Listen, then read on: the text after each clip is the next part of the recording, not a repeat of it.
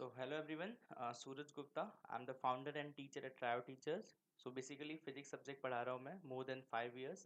I'm teaching physics subject around last 5 साल से पढ़ा रहा हूँ and as I said कि I'm teaching physics subject from first year of my college. So इस साल भी काफ़ी पढ़ाया है ना. जेई मेंस का आप लोगों का एग्ज़ाम हुआ.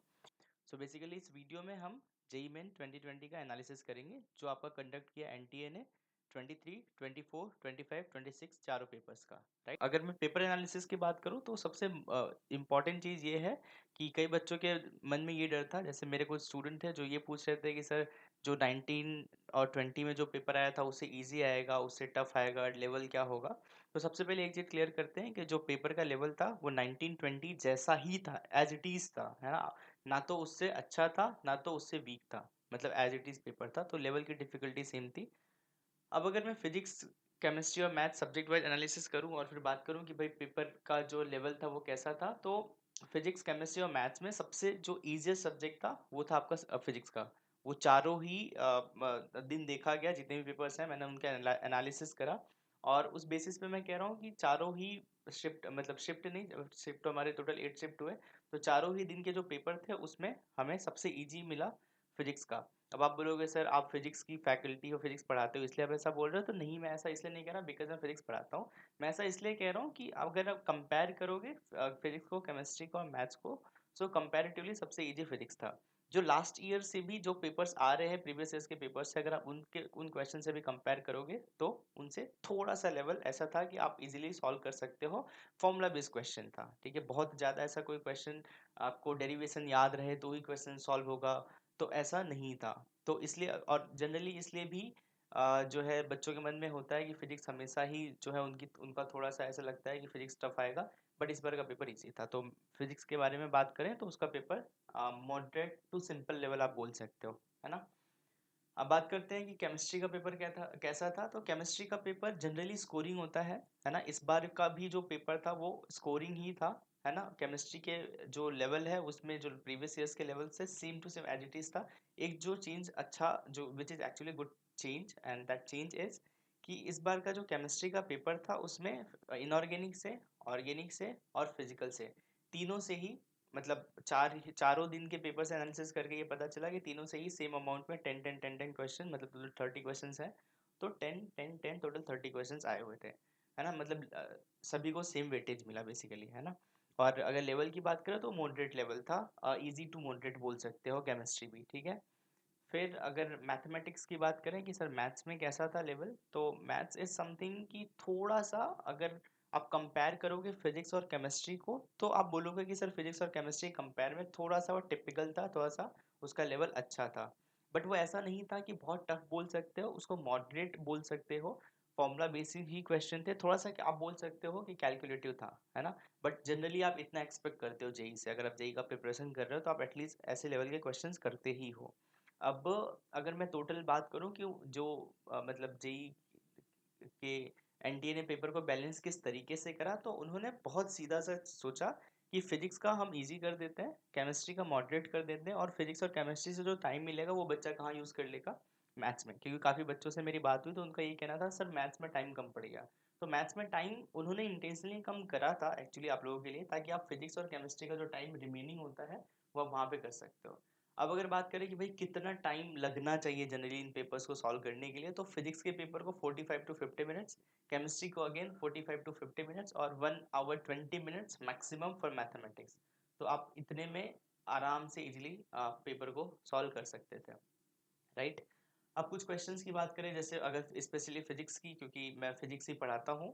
तो फिजिक्स में उन्होंने सबसे अच्छी चीज़ मुझे ये लगी, और एक्चुअली ये हर बार ही होता है, ये कोई नई चीज़ नहीं है, कि वो हर बार ही सेमीकंडक्टर से, इलेक्ट्रोमैग्नेटिक वेव से, और जो है मैग्नेटिज्म एंड मैटर से एक एक क्वेश्चन वो देते हैं जनरली, ठीक है.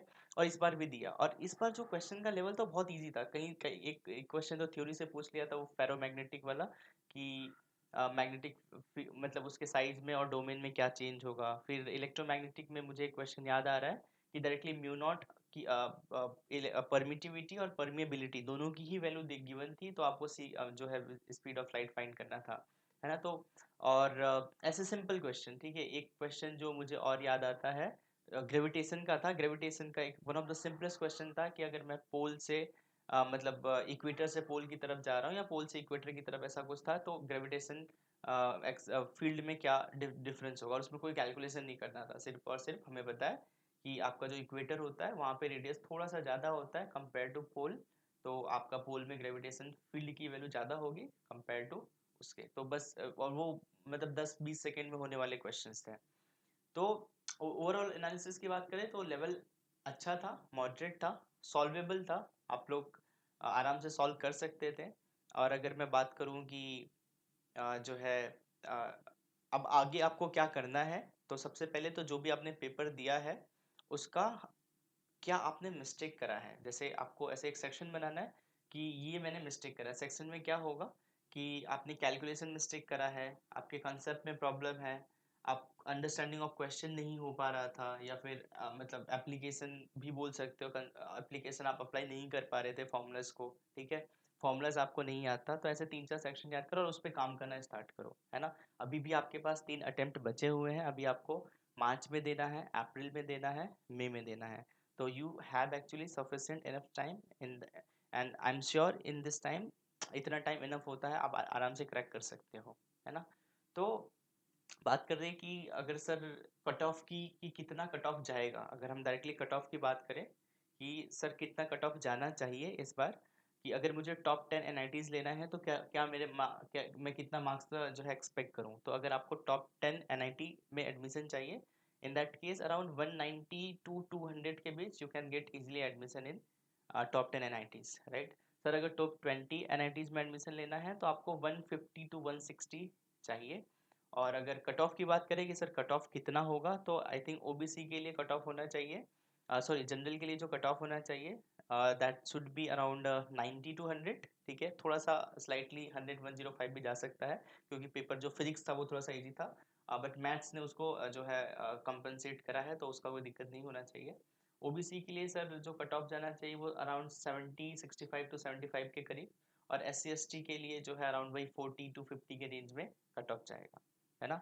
So this is the proper analysis and cut off जो है जो है बताया जो मैंने आपको। अब आपको क्या करना है, अगेन आई एम सेइंग कि मई तक आपके पास टाइम है, may would be your last attempt. तो गो एंड सब कुछ छोड़ के, सब कुछ भूल करके, क्योंकि हमें इस साल एक अच्छे एनआईटी और एक अच्छे आईआईटी में किसी में से एक में हमें एडमिशन लेना है, ठीक है? तो और अगर आप लोगों को ऐसा लगता है कि नहीं अभी मेरे कंसेप्ट में प्रॉब्लम है, तो डोंट वरी, एकदम चिल होकर के आराम से अपने कॉन्सेप्ट को आप इम्प्रूव कर सकते हो। मेरे जो स्टूडेंट है किसी ने फिजिक्स में 21 अटेम्प्ट करा है, किसी ने 20 करा है, किसी ने 23 करा है, किसी ने 15 करा है, किसी ने 12 करा है। तो लेवल जैसा जिसका लेवल था उसने उतना अटेम्प्ट करा है, बट हमें क्या देखना है कि हम कितना और अपना बेस्ट दे सकते हैं। तो जैसे अगर कंसेप्ट में प्रॉब्लम, आप कंसेप्ट इम्प्रूव करते हो अपने, तो डेफिनेटली जो नंबर ऑफ क्वेश्चंस होंगे वो इंक्रीज होगा, number of attempting questions, right? फिर अगर आप कैलकुलेशन मिस्टेक कर रहे हो तो आप बहुत बड़ा ब्लंडर कर रहे हो, क्योंकि आते हुए भी अगर आप मिस्टेक कर रहे हो, मतलब ये बहुत इट्स नॉट समथिंग कि आई शुड बी अप्रिशिएट, है ना? तो वही है कि अपने मिस्टेक्स को रिकॉग्नाइज करो और उस पर काम करना स्टार्ट करो, ठीक है? बाकी best of luck for your future, and I am sure कि आप you will get admission in very good IITs और वेरी गुड एनआईटीज, ठीक है? So thank you, bye. Hello everyone, my name is Suraj Gupta. I'm teacher and founder at Trio Teachers. If you like this video, then do like, share and subscribe our channel for such educational content. Thank you so much for watching our video. Thank you.